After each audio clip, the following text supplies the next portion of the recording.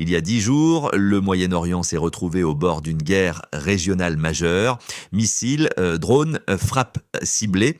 Et pourtant, 10 jours plus tard, aucun front total n'a explosé. Alors une question se pose, que s'est-il réellement passé pendant ces 10 jours entre l'Iran et ses adversaires? Parce que derrière les images spectaculaires, il y a une stratégie beaucoup plus complexe. Dans cette vidéo, on va revenir sur ces 10 jours de tension autour de l'Iran. On va voir pourquoi ces frappes ont été lancées, ce qu'elles révèlent sur l'équilibre de puissance au Moyen-Orient et surtout pourquoi cette séquence pourrait changer durablement la logique des conflits dans la région. Car ce qui s'est joué ces derniers jours n'est peut-être pas une guerre, mais une démonstration de force calculée. Et si ce type d'analyse géopolitique vous intéresse, pensez à vous abonner à la chaîne, ça aide vraiment le projet à se développer. Pour comprendre ces 10 jours de tension, il faut revenir au point de départ. Tout commence par une frappe ciblée qui bouleverse l'équilibre stratégique. Dans la région, l'Iran est au cœur d'un réseau d'alliés et de milices. Hezbollah au Liban, groupes armés en Irak, milices en Syrie, Houthis au Yémen, ce que certains analystes appellent l'axe de la résistance. Depuis des années, ces groupes permettent à Téhéran de projeter sa puissance sans entrer directement en guerre. Mais cette stratégie repose sur une règle implicite. L'Iran évite l'affrontement direct avec les grandes puissances et c'est précisément cette règle qui a été mise à l'épreuve pendant ces 10 jours. Après la première frappe, la réaction de l'Iran ne s'est pas fait attendre. Des drones, des missiles, des attaques indirectes, mais quelque chose frappe immédiatement les observateurs. Le niveau d'intensité reste étonnamment calibré. Pas de mobilisation générale, pas de guerre ouverte. Alors pourquoi? Parce que chaque acteur joue en réalité un jeu extrêmement risqué, celui de l'escalade contrôlée. Le principe est simple, frapper suffisamment fort pour envoyer un message, mais pas assez pour déclencher une guerre totale. Et dans cette partie d'échec géopolitique, chaque mouvement est calculé. Mais derrière ces frappes, une question reste centrale. Qu'est-ce que l'Iran cherche réellement à obtenir? À première vue, de l'OTAN, il pourrait s'agir d'une simple réponse militaire. Mais en réalité, Téhéran poursuit plusieurs objectifs. Premier objectif, préserver sa crédibilité stratégique. Si l'Iran ne réagit pas, il envoie un signal de faiblesse à ses adversaires. Mais s'il réagit trop fortement, il risque une confrontation directe avec des puissances bien plus fortes militairement. Il doit donc trouver un équilibre extrêmement délicat. Deuxième objectif, montrer sa capacité de frappe à longue distance. Ces attaques sont aussi une démonstration technologique. Drones longue portée, missiles balistiques, coordination avec des groupes alliés. Autrement dit, l'Iran veut montrer que toute attaque contre lui a un coût. Mais l'Iran n'est pas le seul acteur dans cette équation. En face, ses adversaires poursuivent eux aussi une stratégie très précise. Leur objectif n'est pas forcément de déclencher une guerre totale. Au contraire, ils cherchent surtout à limiter l'influence régionale de Téhéran. Pour cela, ils utilisent une stratégie que certains analystes appellent la pression permanente. Frappe ciblée, sabotage, opération clandestine. L'idée est simple, affaiblir progressivement l'appareil militaire iranien sans déclencher une guerre ouverte. Mais ce jeu comporte un risque majeur, car à force de pousser les lignes rouges, il suffit d'un seul incident pour que tout bascule.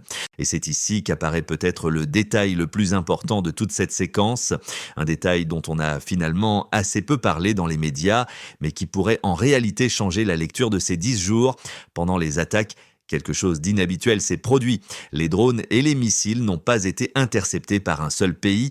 Plusieurs acteurs de la région ont été impliqués dans la défense. Des systèmes radars ont partagé des informations. Des avions ont été mobilisés. Des systèmes antimissiles ont été activés dans différents pays. Autrement dit, ce n'était plus simplement un affrontement entre deux adversaires. Ce que l'on a vu apparaître pendant quelques heures, c'est une forme de défense régionale coordonnée. Et ça, c'est potentiellement un tournant.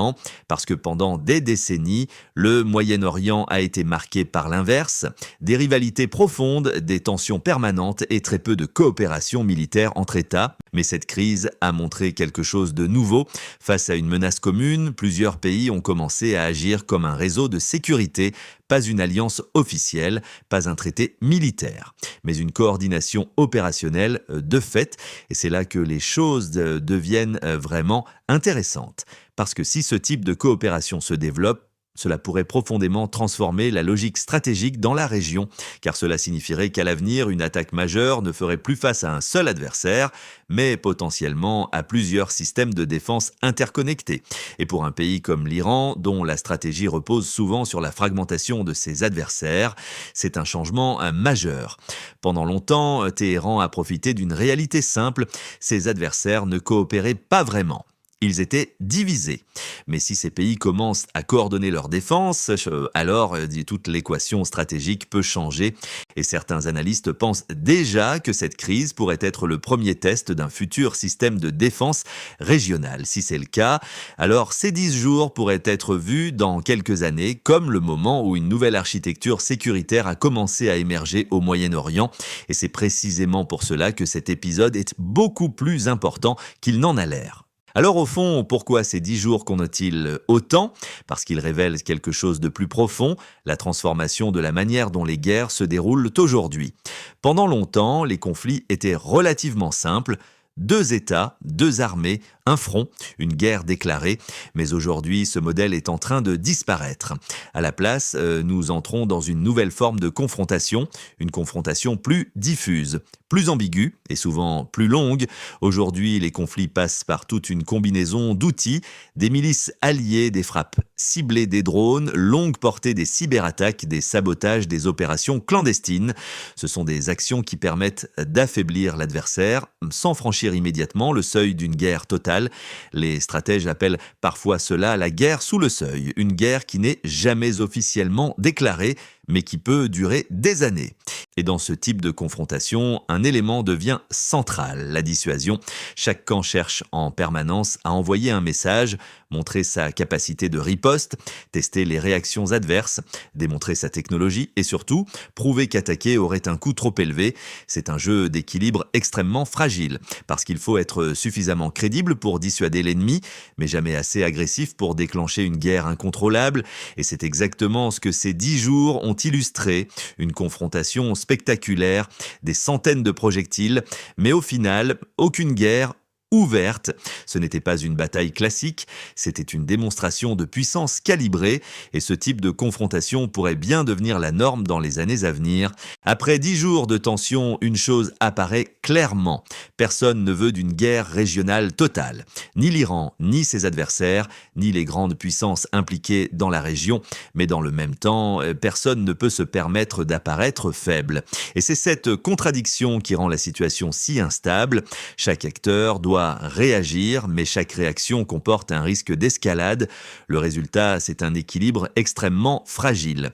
Une sorte de pression permanente, un jeu stratégique où chaque camp teste les limites de l'autre jusqu'au jour où une frappe ira trop loin, une interception échouera, ou un acteur décidera soudainement de changer les règles du jeu.